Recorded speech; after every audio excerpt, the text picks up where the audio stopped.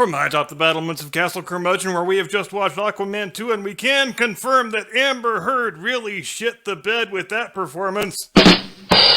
Good evening, Mr. and Mrs. America, and all ships at sea. Welcome to the Blast Radius. So glad you could join us. Here is your Decline of Western Civilization News Roundup for the work week ending Friday, 1 March 2024.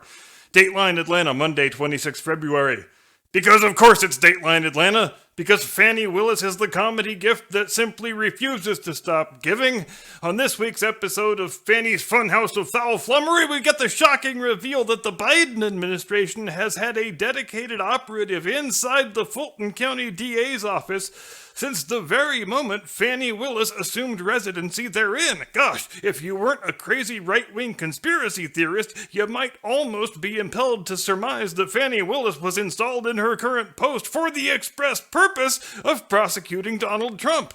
I mean, unless there's a totally innocent, non-corrupt explanation for why Jeff DeSantis, who's been a high-level operator in national-level Democrat politics for upwards of 20 years, suddenly became so concerned for the administration of justice in Fulton County, Georgia, that he decided to run Fannie Willis's campaign and then work a mid-level position in her office, totally unbefitting the contents of his own resume after she won the election. From his own official bio, quote, Jeff has also worked for candidates in 30 states running for a variety of offices, including President of the United States Senator, Governor, United States Representative, Attorney General, District Attorney, and Mayor. As well as for a national political party committee, he has served as a campaign manager, media consultant, pollster, press spokesman, research director, and policy advisor, end quote. And now he's just some random dude in a cubicle farm in the Fulton County DA's office. Again, I'm sure there is a totally above-board explanation for all of this. Just like I'm sure going out in public with your dress on backward is an intentional fashion choice. Dateline Berkeley, Tuesday, 27 February. In the world capital of sensitive liberal pacifism, Jewish students at the University of California, Berkeley, had to flee the campus in terror and run for their very lives this week after a mob of pro-Hamas protesters lovingly shut down their scheduled speaking event, which was titled Israel at War, Combat the Lies, and was intended to draw attention to the mainstream fake news media's categorical refusal to report on the Israel-Hamas war as in anything resembling the impartial and dispassionate manner that would actually befit journalists doing journalism. But you know how that goes. You folks weren't born yesterday. You folks know that on the campus of UC Berkeley, the cradle of the 60s free speech movement, the place where Mario Savio famously gave that immortal speech about how you have to throw yourself on the gears of the machine in order to stop it from functioning, gangs of Islamist terrorist sympathizers will show up and bust out the windows of the venue and try to physically kill you if you attempt to engage in the questioning of an establishment-approved regime narrative. In other words, if you attempt to do the exact same thing Mario Savio was doing. But I guess if these people are good at anything, it is unintentional irony. Dateline Lansing, Wednesday, 28 February. President and semi-animated cadaver Joe Biden faced a fresh round of humiliation this week because what else is new? When over 100,000 Michigan Democrats went to the polls and voted uncommitted instead of voting for their own party's incumbent president. Now, you may have heard in recent weeks about this effort that Congresswoman Rashida Tlaib was spearheading, where she was going around to the heavily Muslim districts in Michigan, including her own district, of course, and encouraging people to vote uncommitted in order to punish Joe Biden for not loving terrorism enough. Damn it! If he would just love terrorism as much as he loves illegal aliens, we wouldn't have any damn problem here.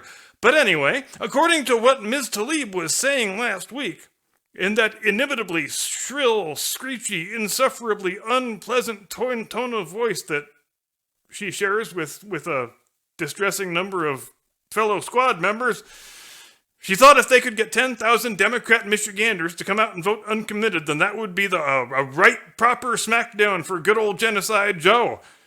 How many did they get in the actual event? 10 times as many as the target, by God, and I'll just let that fact stand on the glory of its own merit, because sometimes a joke really does need no punchline. Dateline, Sao Paulo, Thursday, 29 February. The officials in charge of reporting fires in the Brazilian Amazon rainforest registered nearly 3,000 such conflagrations during the month of February, which marks a brand new record, according to Brazil's National Institute for Space Research, whose detailed records go back a quarter century to 1999. As a Californian, I feel rather eminently well qualified to explain exactly what took place here. You elect left-wing political leaders. They talk all about what great environmentalists they are and how much they hate the sun monster and how much they care about the climate crisis.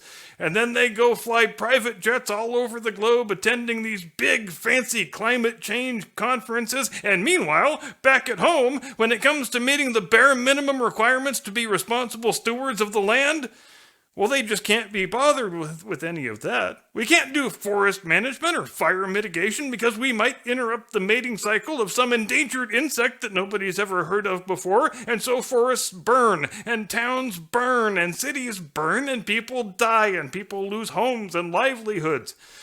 And the political leaders whose willful negligence caused the problem in the first place? Well, they blame it on climate change. Then they look directly into the camera and they say the only way you can stop this from happening again is by surrendering more of your money and more of your rights to people like me.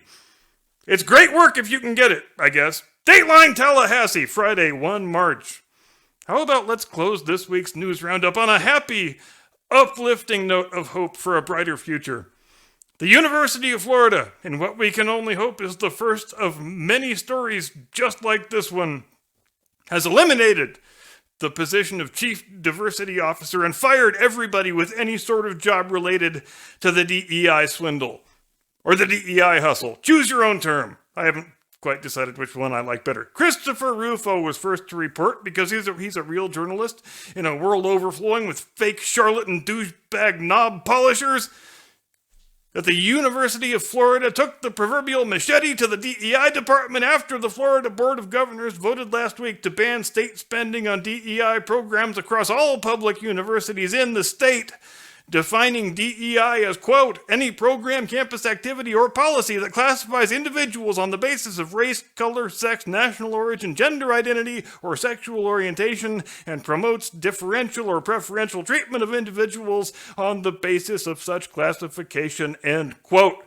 And what a fantastic bit of news that is. It almost harkens forward to a world where your kid can go off to the state university and not have their head filled full of disgusting race hatred. But at this point, we can only applaud the Floridians and dare to dream of a more enlightened day to come. Also, quick update on the California Senate race. Would you believe Steve Garvey is in the lead?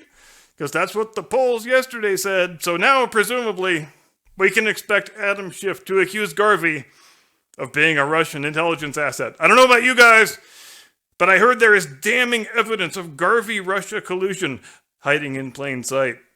And that, ladies and gentlemen, boys and girls, they, thems, and zers, is your Decline of Western Civilization news roundup for the week that was Leap Week 2024. And with that, I dismount this mighty steed and pass the reins over to my illustrious co-host, the second most ruggedly handsome man on the show, the lovely and talented, the fondly missed and much lamented, making his eagerly anticipated return after 2 weeks spent in the fetid, pestilential dungeons of the YouTube sin bin, the one and only, your friend and mine, Mr. Caucasian Sasquatch.